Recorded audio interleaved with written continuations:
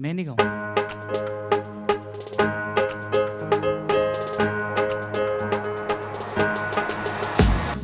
खुशियों का स्वर लेकर हम चरणों में आए प्रभुवर हम, आशीष पाने शांति निभाने शरण तिहारे आए हम। खुशियों का स्वर लेकर हम, राह चलूं मैं हर पल तू, स्तुति में तेरी करता चलूं।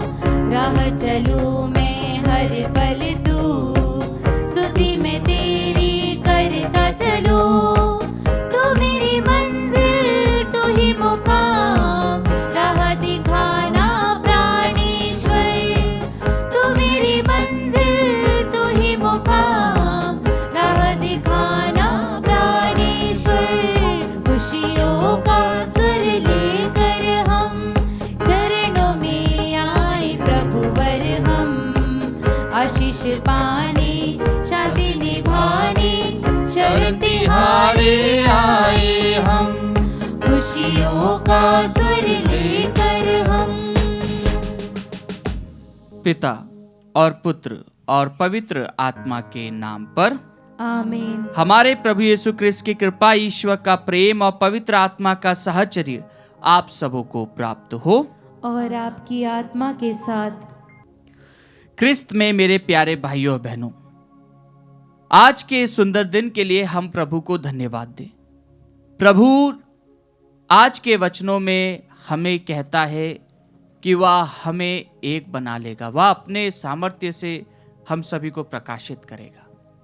और प्रभु यीशु का वचन जब हम इस पूरे सप्ताह में सुनते हैं तो प्रभु उस पिता के दायित्व को, उस पिता के संपर्क को अपने जीवन में महसूस करते हुए खुलेआम प्रभु को, खुलेआम ईश्वर को अपना पिता कहते हुए लोगों के बीच में उपस्थित रहते हैं। उनके ऊपर कई लोग मारने का षड्यंत्र रचते हैं, पत्थर उठाते हैं, कई प्रकार की उनके साथ में व्यवहार किया जाता है, कई प्रकार का व्यवहार उनके साथ में करने का प्रयास किया जाता है, लेकिन प्रभु उनसे बचकर निकल जाते हैं। और आज के वचनों में भी हम यही सुनेंगे कि किस प्रकार प्रभु का दुख भोग निकट है और प्रभु यरूशलेम की ओर देखते हैं, अपने आप को तैयार करते हैं उस यातना को सहने के लिए, उस पीड़ा को सहने के लिए जो ईश्वर के द्वारा उनके लिए निर्धारित की गई थी।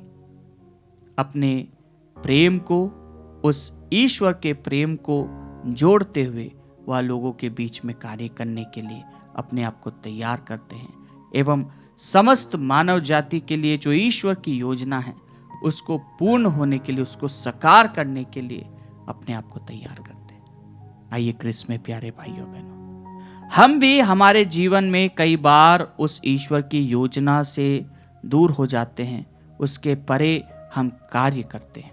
लेकिन आज प्रभु हम सभी से आह्वान करता है, हम सभी को यह बताता है कि क्या हम अपने संबंध को उस ईश्वर के संबंध से जोड़ते हैं, क्या हमारा प्यार उस ईश्वर के लिए अपार है। आइए क्रिस्त में प्यारे भाइयों बहनों, कुशन मौन रूप से हम हमारी सारी प्रार्थनाओं को, सभी मनोकामनाओं को, हर परेशानी को प्रभु को अर्पित करें, जिससे कि हम प्रभु के विश्वास में मजबूत बनते हुए जिस किसी के लिए हम प्रार्थना करना चाहते हैं, इन आने वाले इस पवित्र सप्ताह में हम उन तमाम प्रार्थनाओं को प्रभु को अर्पित करें, जिससे कि प्रभु हमारे साथ रहे, प्रभु हमारा मार्ग प्रशस्त करे। कुशन मौन रूप से हम हमारी प्रार्थनाओं को प्रभु को अर्पित करें और इस पवित्र वेदी पर अपने उन भाई बहनों के लिए प्रार्थना करें जो संकट में हैं, जो परेशान हैं, जो किसी से कुछ कहते नहीं हैं, जिनके जीवन में हताशा है, जो हमेशा उदास रहते हैं, जो बहुत ही अलग प्रकार का व्यवहार करते हैं। हम उन तमाम भाई बहनों को इस पवित्र वेदी पर अर्पित करें।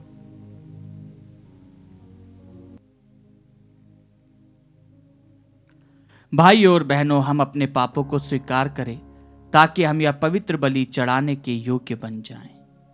हे भाइयों बहनों, मैं सर्वशक्तिमान ईश्वर और आप लोगों के सामने स्वीकार करता हूँ कि मैंने मन, वचन और कर्म से तथा अपना कर्तव्य पूरा न करने से, अपने कसूर से, अपने भारी कसूर से घोर पाप किया है। इसलिए मैं नित्य कुंवारी धन्य मरियम से, सब स्वर्गदूतों, संतों और आप लोगों से, हे भाइयों और बहनों, विनती करता हूँ कि आप लोग मेरे लिए प्रभु ईश्वर से प्रार्थना करें। सर्वशक्तिमान ईश्वर हम लोगों पर दया करे और हमारे पाप क्षमा कर हमें अनंत जीवन प्रदान करे। आमीन। हे प्रभु दया कर, हे प्रभु दया कर, हे क्रिस्त दया कर, हे क्रिस्त दया कर, हे प्रभु दया कर। हे प्रभु दया कर। हम प्रार्थना करें। हे ईश्वर, तूने क्रिस्त में जन्मे सब लोगों को अपनी चुनी हुई प्रजा और राजकीय याजक बनाया है। ऐसी कृपा कर कि हम पूरे संकल्प से तेरी आज्ञाओं का पालन करें, ताकि अनंत जीवन के लिए बुलाई गई तेरी प्रजा आस्था और धर्मार्थ में एक हो जाए। हम यह प्रार्थना करते हैं अपने प्रभु तेरे पुत्र यीशु क्रिस्त के द्वारा, जो तेरे तथा पवित्र आत्मा के संग एक ईश्वर होकर युगानुयुग जीते और राज्य करते हैं। आमीन।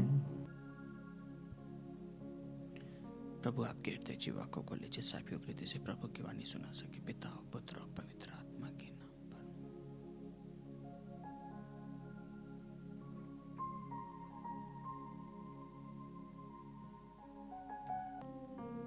पहला पाठ नबी एजेकियल का ग्रंथ, अध्याय 37 पद संख्या 21 से 28 तक।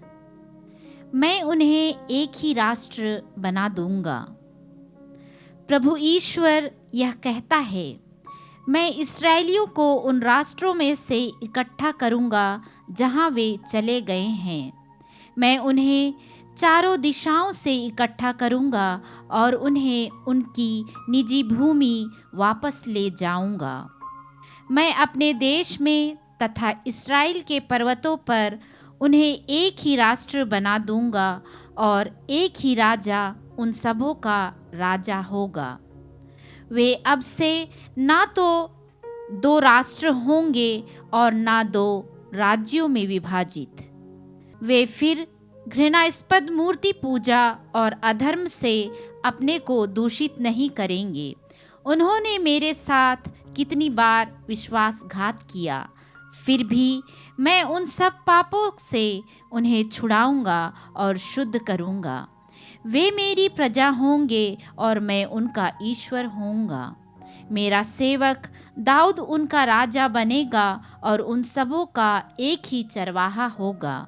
वे मेरे नियमों पर चलेंगे और मेरी आज्ञाओं का विधिवत पालन करेंगे। वे और उनके पुत्र पौत्र सदा सर्वदा अपने पूर्वजों के देश में निवास करेंगे, जिसे मैंने अपने सेवक याकूब को दे दिया है। मेरा सेवक दाऊद सदा के लिए उनका राजा होगा। मैं उनके लिए शांति का विधान निर्धारित करूंगा, एक ऐसा विधान जो सदा बना रहेगा। मैं उन्हें फिर बसाऊंगा, उनकी संख्या बढ़ाऊंगा और उनके बीच सदा के लिए अपना मंदिर बनाऊंगा। मैं उनके बीच निवास करूंगा, मैं उनका ईश्वर होऊंगा और वे मेरी प्रजा होंगे। जब मेरा मंदिर सदा के लिए उनके बीच स्थापित होगा, तब सभी राष्ट्र यह जान जाएंगे कि मैं प्रभु हूँ, जो इस्राएल को पवित्र करता है। प्रभु की वाणी। ईश्वर को धन्यवाद। आपका अनुवाक्य होगा, प्रभु चरवाहे की तरह अपने झुंड की रक्षा करेगा। प्रभु चरवाहे की तरह अपने झुंड की रक्षा करेगा। हे राष्ट्रों, प्रभु का वचन सुनो। सुदूर द्वीपों तक यह घोषित करो, जिसने इस्राएल को बिखेरा है वही उसे एकत्र करेगा और उसकी रक्षा करेगा, जैसा कि चरवाहा अपने झुंड की रक्षा करता है। अनुवाक्य, प्रभु चरवाहे की तरह अपने झुंड की रक्षा करेगा। क्योंकि प्रभु ने याकूब का उद्धार किया और उसे उसके शक्तिशाली शत्रु के पंजे से छुड़ाया। वे लौटकर सियोन पर्वत पर आनंद के गीत गाएंगे। वे बड़ी संख्या में प्रभु को दान देने आएंगे। अनुवाक्य: प्रभु चरवाहे की तरह अपने झुंड की रक्षा करेगा। तब कुमारियां उल्लसित होकर नृत्य करेंगी। नवयुवक और वृद्ध एक साथ आनंद मनाएंगे। मैं उनका शोक आनंद में बदल दूंगा, उन्हें सांत्वना दूंगा और दुख के बदले सुख प्रदान करूंगा। अनुवाक्य: प्रभु चरवाहे की तरह अपने झुंड की रक्षा करेगा। जय घोष। प्रभु कहता है, अपने पुराने पापों का भार फेंक दो, एक नया हृदय और एक नया मनोभाव धारण करो।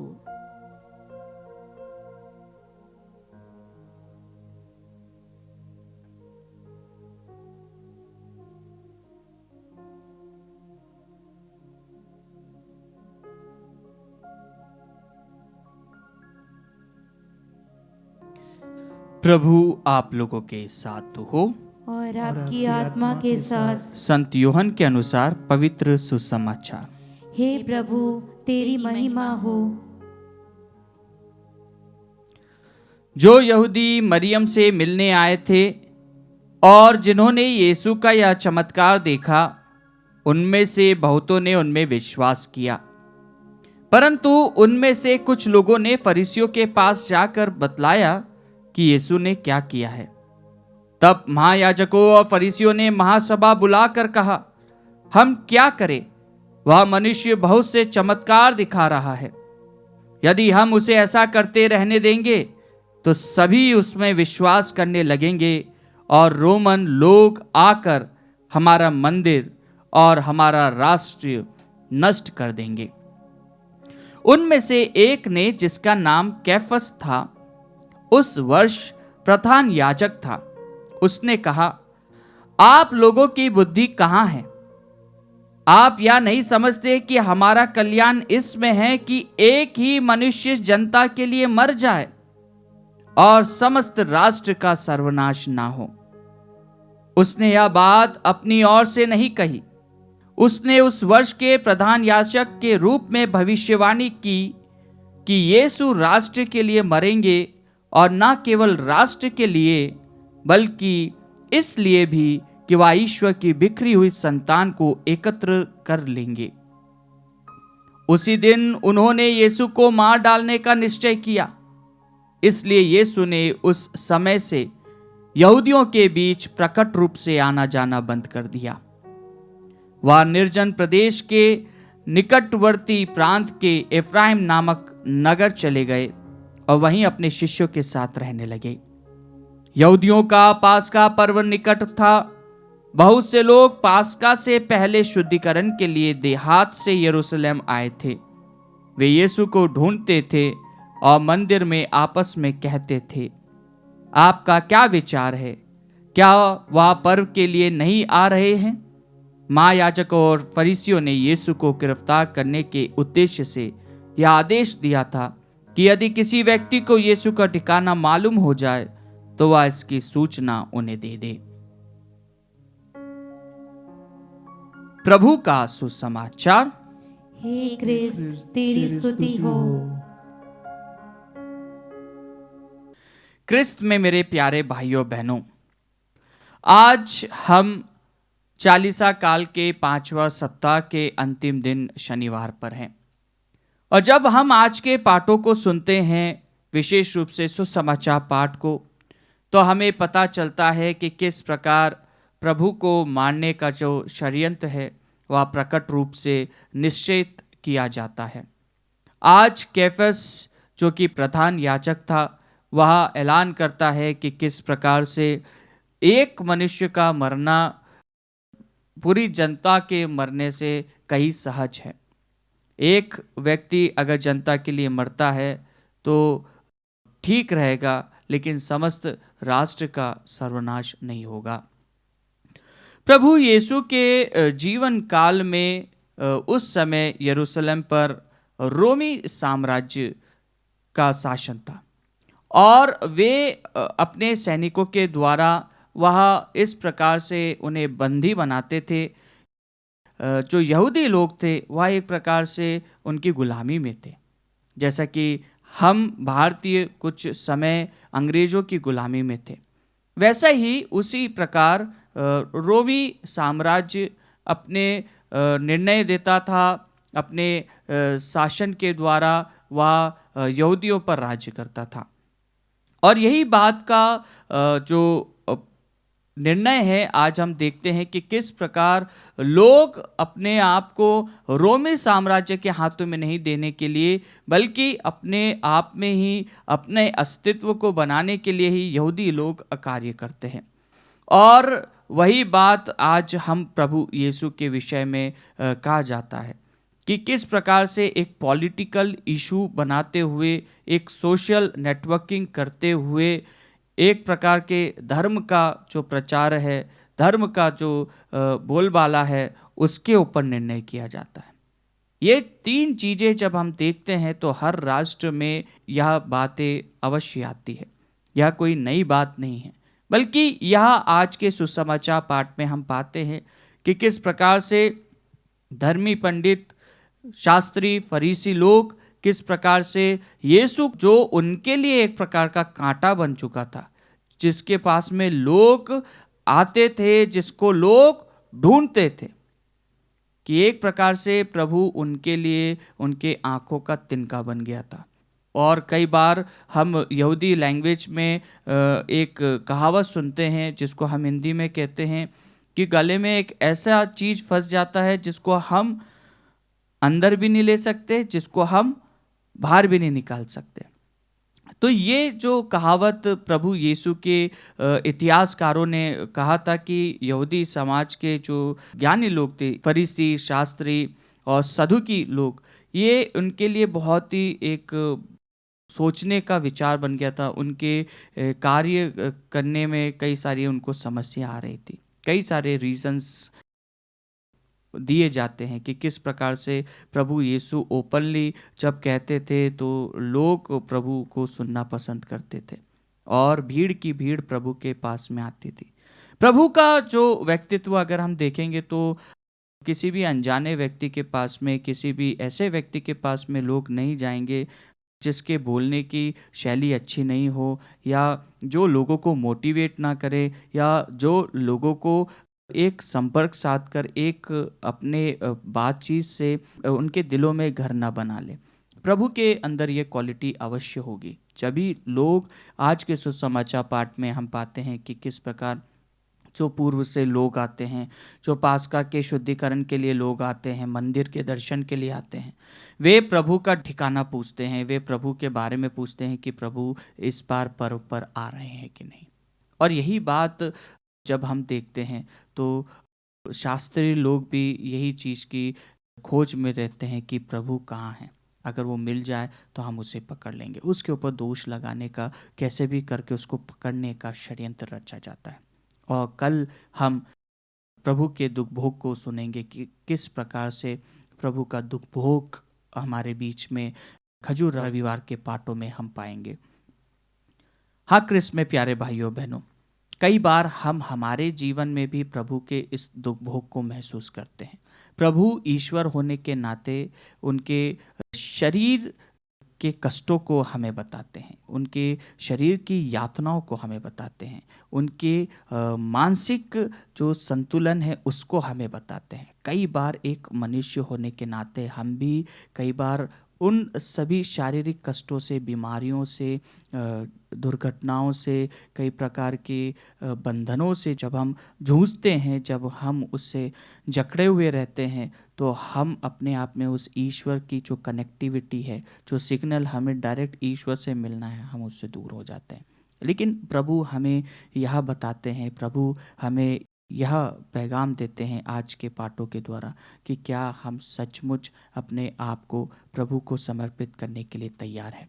और यही बात आज के जयघोष के अंदर हम सुनते हैं कि प्रभु कहता है अपने पुराने पापों का भार फेंक दो, एक नया हृदय और एक नया मनोभाव धारण करो।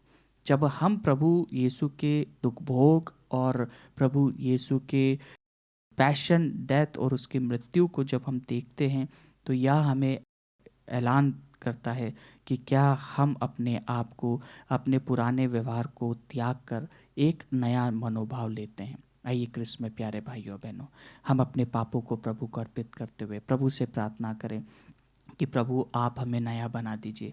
इस संसार के लिए हम भले ही पापी हैं, इस संसार के लिए भले ही हम कुछ भी नहीं है, लेकिन प्रभु हम आपकी दृष्टि में मूल्यवान बनना चाहते हैं। हम आपके साथ में संबंध को जोड़ना चाहते हैं। कुछ मौन रूप से हम प्रार्थना करें।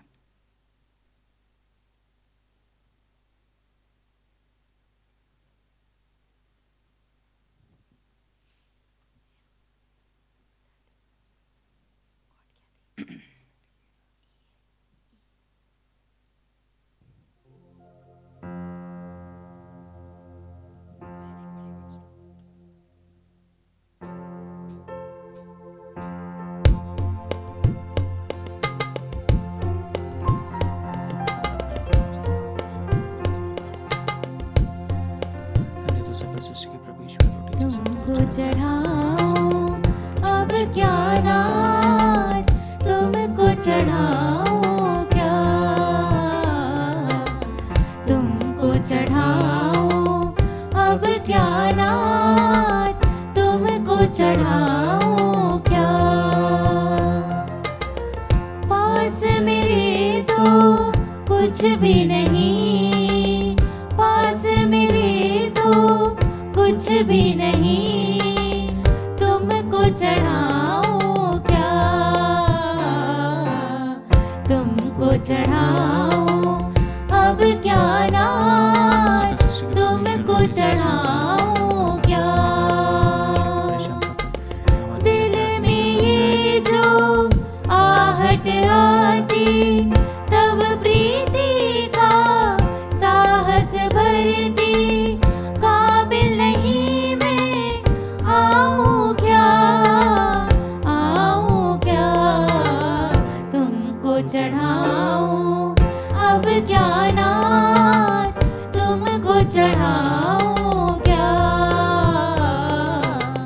तुमको चढ़ाऊं अब क्या नाथ, तुमको चढ़ाऊं क्या। भाइयों और बहनों, प्रार्थना कीजिए कि सर्वशक्तिमान पिता ईश्वर मेरा और आप लोगों का यह बलिदान स्वीकार करे। प्रभु अपने नाम की स्तुति तथा महिमा के लिए और हमारे तथा अपने समस्त पवित्र कलीसिया के लाभ के लिए आपके हाथों से बलिदान स्वीकार करें। हे प्रभु, उपवास और तपस्या के द्वारा हमारा आत्मसमर्पण तुझे ग्रहण हो। यह प्रायश्चित के रूप में हमें तेरी कृपा के योग्य बना दे और अनंत प्रतिज्ञाओं तक पहुंचा दे। हम यह प्रार्थना करते हैं अपने प्रभु क्रिस्त के द्वारा, आमीन। प्रभु आप लोगों के साथ हो और आपकी आत्मा के साथ। प्रभु में मन लगाइए। हम प्रभु में मन लगाए हुए हम हैं। अपने प्रभु ईश्वर को धन्यवाद दे। यह उचित और न्याय संगत है। हे प्रभु पवित्र पिता, सर्वशक्तिमान और शाश्वत ईश्वर, यह वास्तव में उचित और न्याय संगत है। हमारा कर्तव्य तथा कल्याण है कि हम सदा और सर्वत्र तुझे धन्यवाद दे।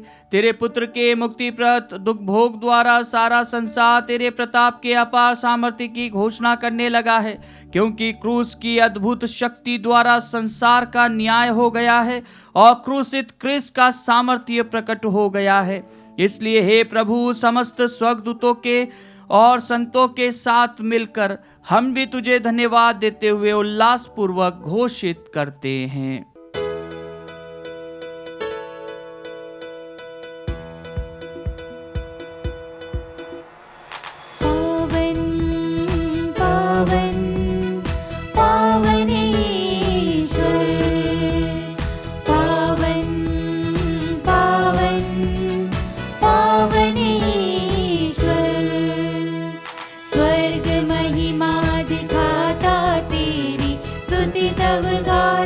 पृथ्वी सारी स्वर्ग महिमा दिखाता तेरी, स्तुति तब गाती पृथ्वी सारी।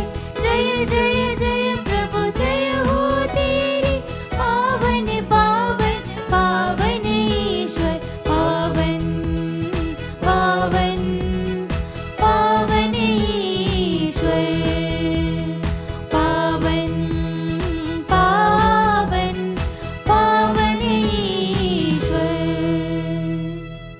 प्रभु, तू वास्तव में पवित्र है, सारी पवित्रता का स्रोत है। हम तुझसे प्रार्थना करते हैं, तू इन उपहारों को अपनी आत्मा के संस्पर्श से पवित्र कर दे, कि हमारे प्रभु यीशु क्रिस्त का शरीर तथा रक्त बन जाए। जब वे स्वेच्छा से मृत्यु के लिए सौंपे गए, उन्होंने रोटी ली, तुझे धन्यवाद दिया और रोटी तोड़कर उसे अपने शिष्यों को देते हुए कहा, तुम सब इसे लो और इसमें से खाओ, क्योंकि यह मेरा शरीर है जो तुम्हारे लिए बलि चढ़ाया जाएगा। हे मेरे प्रभु, हे मेरे ईश्वर,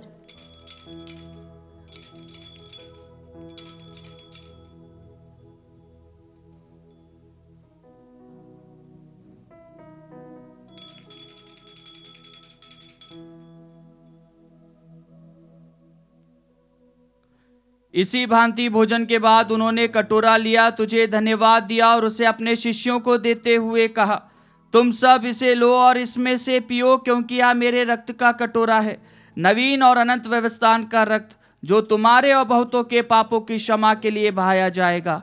तुम मेरी स्मृति में यह करो। हे मेरे प्रभु, हे मेरे ईश्वर।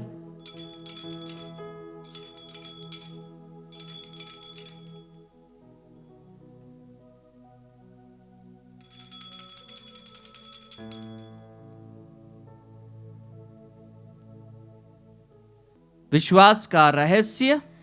हे प्रभु, हम तेरी मृत्यु तथा पुनरुत्थान की घोषणा तेरे पुनरागमन तक करते रहेंगे। इसलिए हे प्रभु, हम क्रिस्त की मृत्यु और पुनरुत्थान की स्मृति में तुझे जीवन की रोटी और मुक्ति का कटोरा चढ़ाते हैं। हम तुझे धन्यवाद देते हैं कि तूने हमें अपने सम्मुख उपस्थित होने और अपनी सेवा करने का सौभाग्य प्रदान किया है। हमारा नम्र निवेदन है कि हम सब क्रिस्त का शरीर और रक्त ग्रहण करके पवित्र आत्मा के द्वारा एकता के सूत्र में बंधे रहे। हे प्रभु, हमारे संत पिता फ्रांसिस, हमारे धर्माध्यक्ष चाको और सभी याजकों के साथ विश्व भर में फैली अपनी कलीसिया की सुधि ले तथा इसे प्रेम में सिद्ध बना दे। हमारे उन भाई बहनों की भी सुधि ले जो पुनरुत्थान की आशा में परलोक सिधार चुके हैं। हम क्रिश्चियन मौन रूप से हमारे मृतक भाई बहन माता पिता का नाम लें। उन्हें और सभी मृतकों को अपने दर्शन का सौभाग्य प्रदान कर हम सब पर दया दृष्टि डाल कि हम भी अनंत जीवन के सहभागी बने और ईश्वर की माता धन्य कुआरी मरियम, उनके वर संत योसेफ, धन्य प्रेरितों तथा सब संतों के साथ जो युग युग में तेरे प्रति विश्वस्त बने रहे, तेरी स्तुति और महिमा कर सके, तेरे पुत्र यीशु क्रिस्त के द्वारा।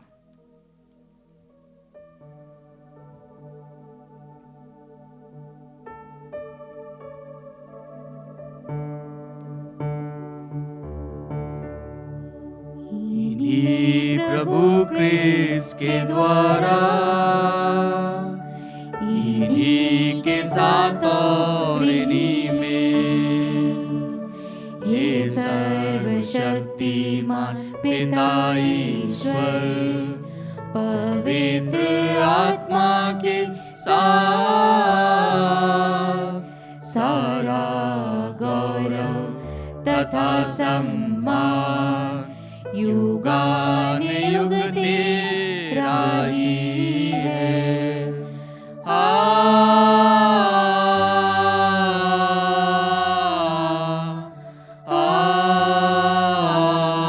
आमीन।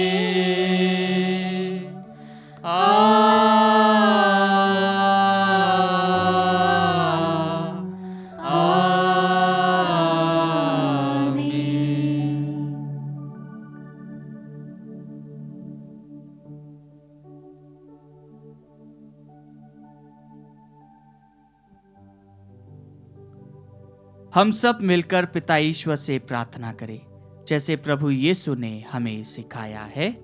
हे हमारे पिता जो स्वर्ग में है, तेरा नाम पवित्र माना जाए, तेरा राज्य आए, तेरी इच्छा जैसे स्वर्ग में है वैसे इस पृथ्वी पर भी पूरी हो।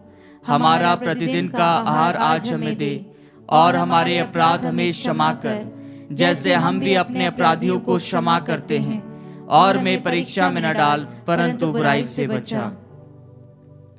हे प्रभु, हम तुझसे प्रार्थना करते हैं, सभी बुराइयों से हमें बचा और इस जीवन में हमें कृपा पूर्वक शांति प्रदान कर। हम तेरी दया से सदा पाप से दूर और हर विपत्ति से सुरक्षित रहे और उस दिन की प्रतीक्षा करते रहे जब हमारे मुक्तिदाता यीशु क्रिस्त फिर आकर हमारी धन्य आशा पूरी करेंगे। क्योंकि तेरा राज्य, तेरा सामर्थ्य और तेरी महिमा अनंत काल तक बनी रहती है।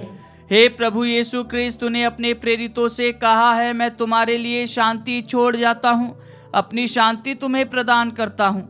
तो हमारे पापों पर नहीं, अपनी कलीसिया के विश्वास पर दृष्टि डाल और कृपा पूर्वक उसे शांति तथा एकता प्रदान कर।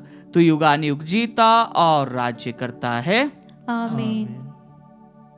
प्रभु की शांति सदा आप लोगों के साथ हो और आपकी आत्मा के साथ। परस्पर शांति अभिवादन कीजिए।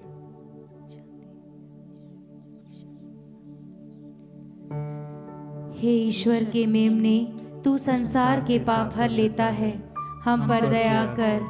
हे ईश्वर के मेमने, तू संसार के पाप हर लेता है, हम पर दया कर। हे ईश्वर के मेमने, तू संसार के पाप हर लेता है, हमें शांति प्रदान कर।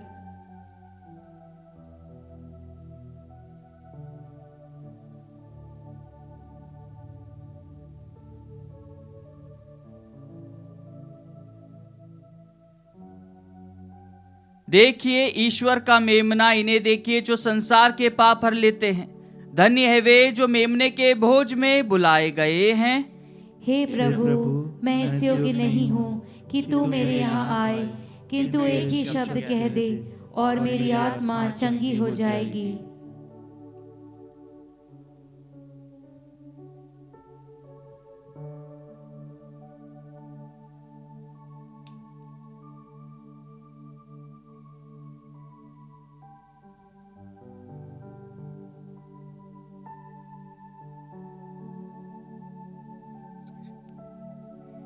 हे मेरे प्रभु यीशु, मैं सारे हृदय से विश्वास करती हूँ कि आप पवित्र यूकरिस्ती संस्कार में उपस्थित हैं। हे प्रभु, मैं सभी चीज़ों से बढ़कर आपको प्रेम करती हूँ और मेरी यही अभिलाषा है कि आप मेरी आत्मा में आकर बस जाएं, क्योंकि हे प्रभु, मैं आपको आज ग्रहण करने में असमर्थ हूँ। हे प्रभु, आध्यात्मिक रूप से आकर मेरे हृदय में समा जाइए। हे यीशु, मैं आज आप में एक होना चाहती हूँ और आप में समा जाना चाहती हूँ। हे प्रभु, यह कभी न होने पाए कि मैं आपसे कभी अलग हो जाऊं। आमीन। क्रिस्त ने स्वयं को अर्पित कर दिया ताकि वे ईश्वर की बिखरी हुई संतान को एकत्रित करें। हम प्रार्थना करें। हे प्रभु, हम बड़े विनम्र भाव से तेरे प्रताप के सम्मुख अनुनय विनय करते हैं। जैसे तू हमें क्रिस्त के परम पवित्र शरीर तथा रक्त से पोषित करता है, वैसे ही हमें उनके दिव्य स्वभाव का सहभागी बना दे। उन्हीं हमारे प्रभु क्रिस्त के द्वारा। आमीन। प्रभु आप लोगों के साथ हो और आपकी आत्मा के साथ। सर्वशक्तिमान ईश्वर पिता और पुत्र और पवित्र आत्मा आप लोगों को आशीर्वाद प्रदान करे। आमीन। आप लोग विदा ले क्रिस्त की शांति में जीवन बिताएं। ईश्वर को धन्यवाद।